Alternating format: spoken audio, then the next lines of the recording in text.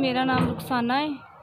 मेरे 5 बच्चे ने ते मैं 4 साल हो गए टीवी दी मरीज़ हाँ। मेरा बंदा नशा करदा सी, वो सानूं छड्ड पट के चला गया। हुण भी मैं 4 दिन हस्पताल रही हाँ। उन्हें मैनूं टीके शिके ला के उन्हें घर भेज दिता है। मगरों मेरे बच्चे डिगदे रहे, बारिशां च भुखे रहिंदे ने, धसे रहिंदे रहे। मुंडे दा सिर पाड़ गया आ।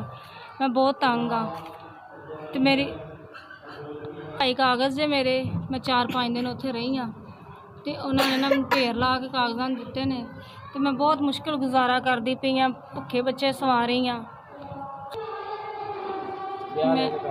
मैं ना भाजी घर काम कीता सी, उन्होंने बचे चौल सन, परात भर के उन्हें मैनूं दित्ती।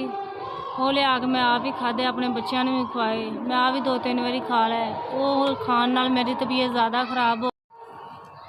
भाई अल्लाह पाक तुहाडी जिंदगी करे, अल्लाह तुहाडे बच्चों की जिंदगी करे, अल्लाह पाक खैर करे। तुसीं मैनूं पैसे भेजे ने, अल्लाह तुहानूं हज उमरा करावे, अल्लाह तुहाडे बच्चों दी नेक मुकद्दर करे, अल्लाह तुहानूं कामयाब करे। मेरी दुआ आ, तुसीं मैनूं गरीबनी दे पैसे भेजे ने घर, अल्लाह तुहाडी जिंदगी करे ते अल्लाह तुहाडी खैर करे, अल्लाह तुहाडी मुश्किल आसान करे।